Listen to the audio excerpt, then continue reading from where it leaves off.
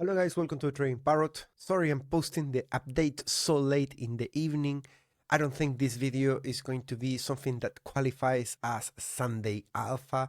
I'm just gonna try to go through all the charts and give you a mix of an evening update, market close if you want, preparation for Monday, very quickly to go through the latest developments and try to spot what areas and price structure got broken with the recent moves to 96 point something K.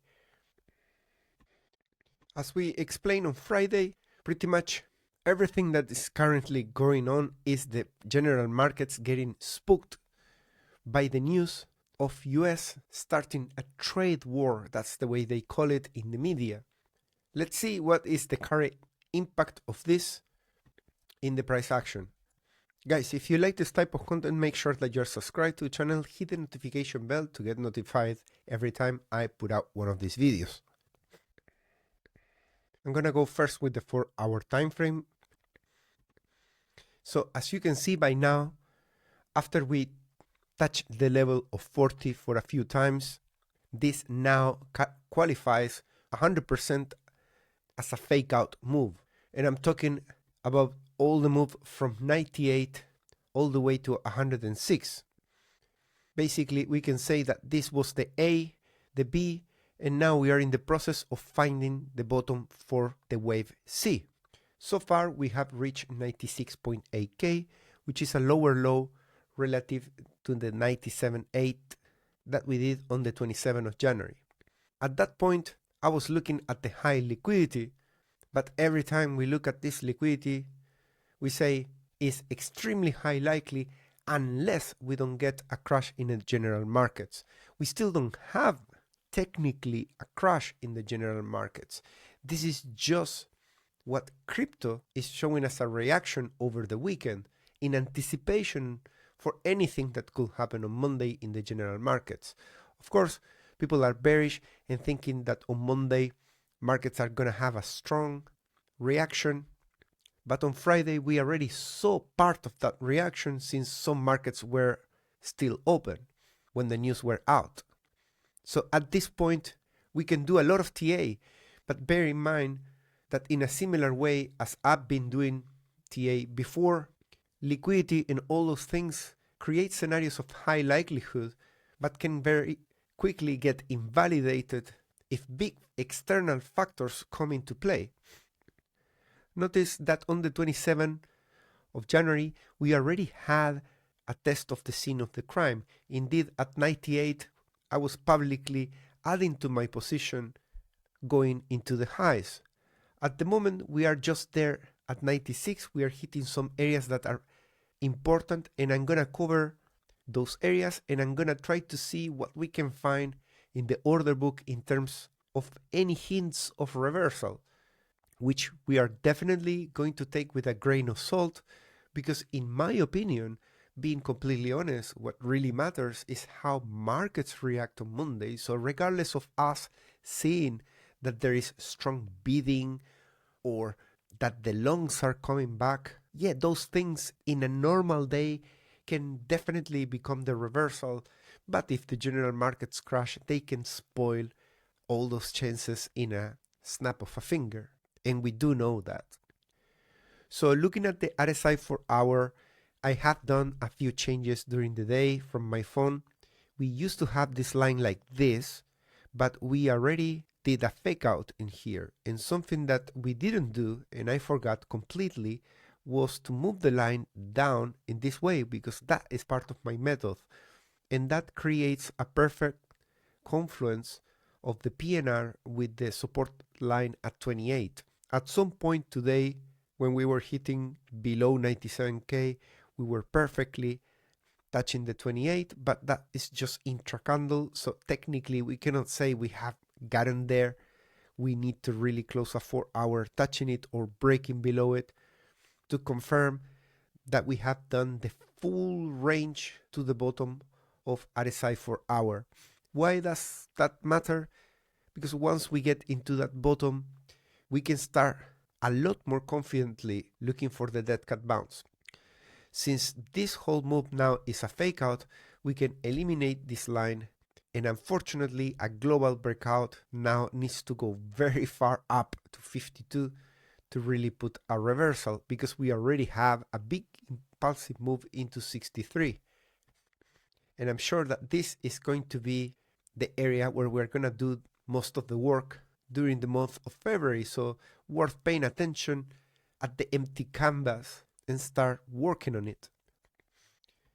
On the daily time frame, we have also plenty of stuff that we need to analyze. Number one, the yellow line now is fully confirmed. On Saturday, we broke down, and today we continue on our way down. Notice that at some point today we were at 41, reaching the same RSI as end of December, 9th of January of 41. We haven't been that low since September in the RSI. So you can tell how long it takes to go back to the bottom of the range. We still don't get there. We are even above 40.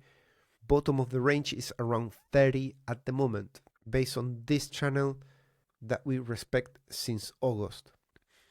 On the RSI, we still cannot say much around here, so I'm gonna move on to the price, and I'm gonna hide the top targets, because we are now gonna have to focus again on where is this thing going to stop.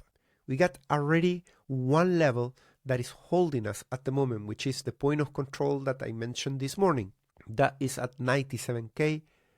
So far is holding. It has been pinched up until 96.8 and going back up into 98. So that is already something. Let's remember as well that we close CME at a price of 102.1. That means that unless before Sunday close the price rallies to 102, we're going to build quite a large CME gap.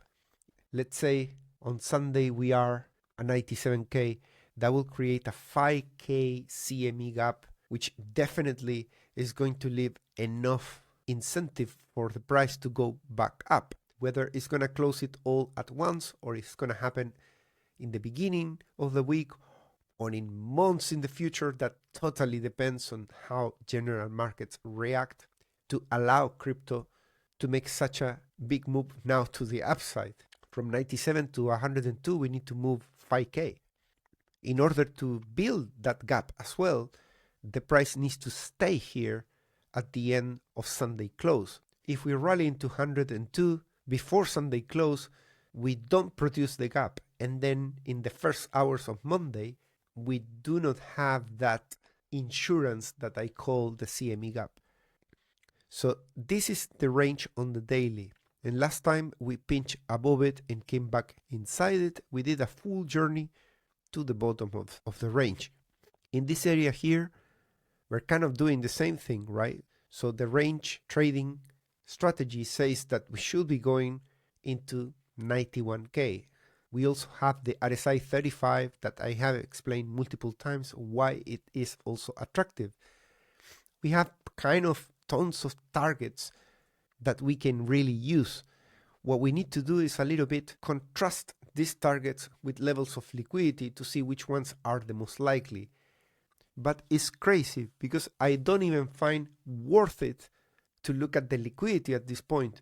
Going back again to the same point, if general markets bleed on Monday, having liquidity up or down is not going to change things. Potentially, if the price goes down, it's going to feel tempted to go to the liquidity to the downside, whichever that is, and no matter how big or small it is. The one at the upside won't matter until we hear some positive news about the tariffs or something that makes a U-turn, that it won't really impact the markets, and then we see S&P and Nasdaq putting new highs. At that point, the liquidity in the upside is going to be really relevant. But still, let's do the due diligence, because if there is the opportunity to add to my trades, I want to know what areas have the best confluence. So on the Fibonacci extension from the top on the 20th of January to the 27th of January, which was this bottom there, then we bounce back up into 106.4. that was on the 30th of January, that in the morning I was mentioning that we could go to the extension 1 or to the extension 1618. Those are the most typical areas to produce a C wave in Elliott waves. At the moment we are bouncing with 0.786, which is obviously less than 1. But why is that? Well, the point of control is coming at the rescue on the daily, but if the point of control allows the price to continue its way to the bottom of the range, then the extension of 1 is located at 94.5. And if we were to do the full golden pocket extension, that is the 1618, that at the moment is at 87k, which is the bottom end of this order block there. I think to get there, we need really the general markets to continue overreacting to the news. If we see recovery, then this level is just too far to reach, and in my opinion, crypto wouldn't go, in this case Bitcoin, to that level by itself. And here on the weekly is where I'm seeing the most action at the moment. And I'm gonna make a comparison in this that could potentially end up becoming the double top formation that we've been talking for weeks. And I'm gonna make that distinction between this side versus what we have done so far. And notice this, we did 1, 2, 3, 4 weeks to find the topping price, right? It was on the 5th week that we put the all-time high, and there was a sell-off that wiped all the profits of the past 4 weeks. Okay, stick with me for a little bit longer. 1, 2, 3, 4, 5. This time we took 5 weeks to find that top, and we closed at a lower close compared to this high, right? Then the red candle that follow has something different to this one. This one crosses the whole range to the bottom. This one so far is having a fight with 98k, is trying to hold there, and at the moment that is a work in progress. Thanks to that, we are creating a huge CME gap. So now we need to see if we could have a rally into the close of Sunday to reduce that gap, people betting on the CME gap and buying, expecting that it should get close at some point. And there is that arm wrestling with the people as well that are panic selling at the moment. If we were to close above 98.4, the thing that could spark still some hope is comparing this reaction where we sell off to the bottom of the range with one that could, and I'm speculating, close above 98.4 and still hold this level of support, right? You have support 1, 2, 3, 4, 5 times. So that point of control, if it's got the power to keep the price above this, thanks to a potential rally into the close of Sunday, then we could have some sort of argument to say that we still don't put a lower low, and it's less likely now because we are holding at the middle of the range. Again, just hopium and analysis on the table to think about. On the oscillators weekly, the rejection is clear. The stochastic bullish cross, no signs of it. Ethereum is printing signals to buy at capitulation, selling in here like crazy. Bitcoin is still at the same level of 101 as in the morning. CPR, we are below the pivots. Let's remember that the first support is 91.3. Ideally, we don't touch it because that reduces the chances that in the next months we can touch the first resistance.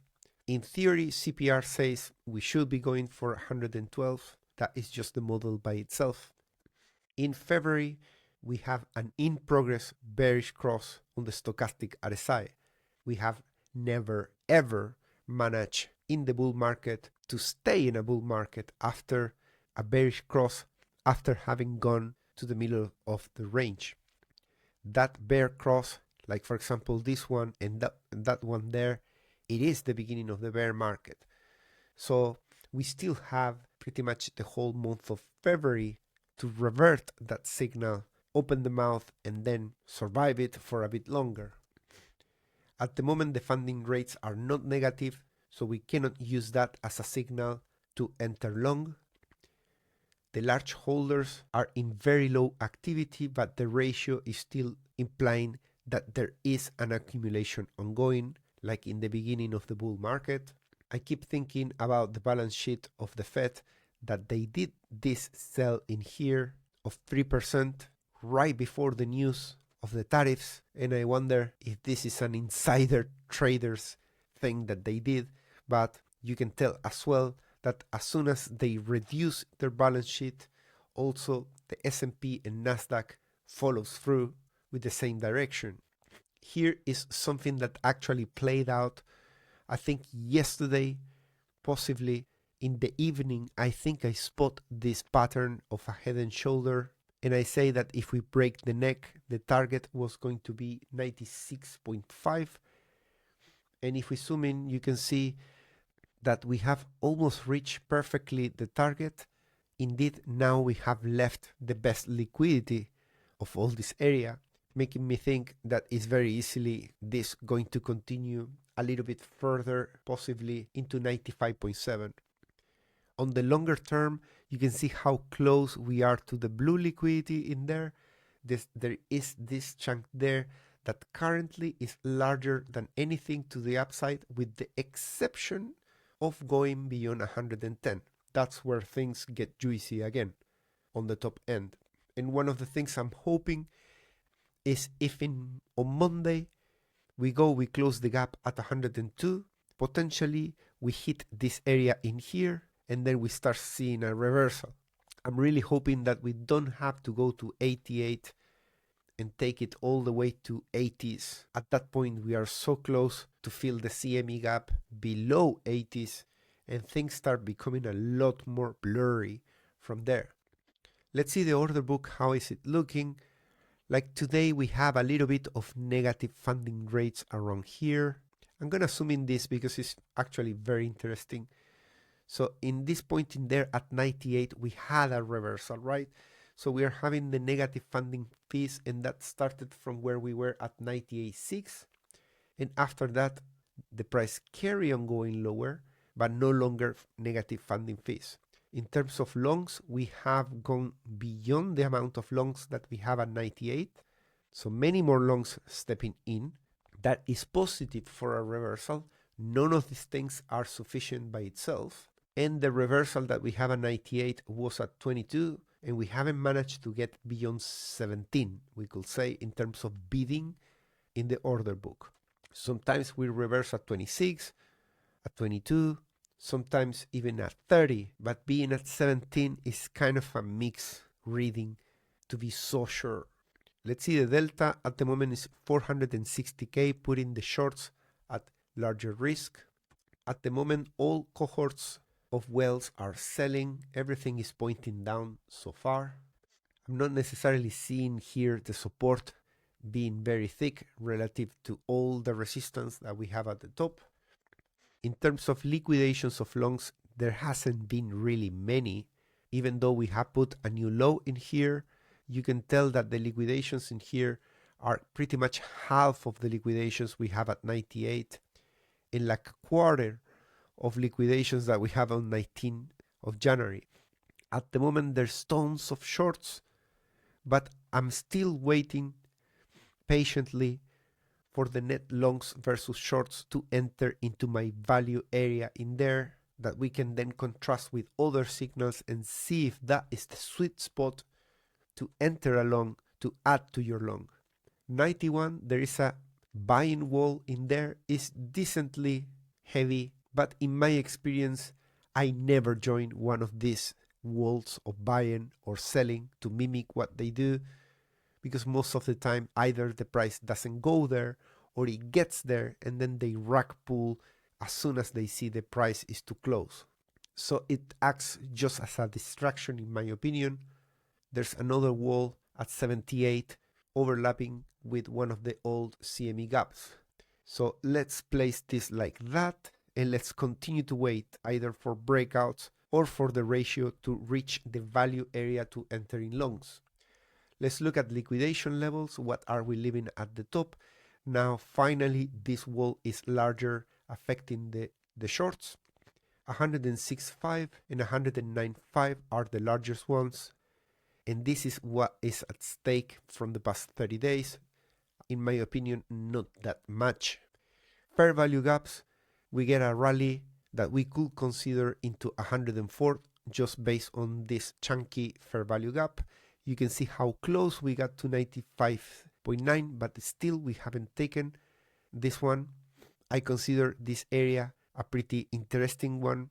Hopefully we're gonna see the ratio of longs versus shorts go into the value area, either here or on that one. We will have to see tomorrow.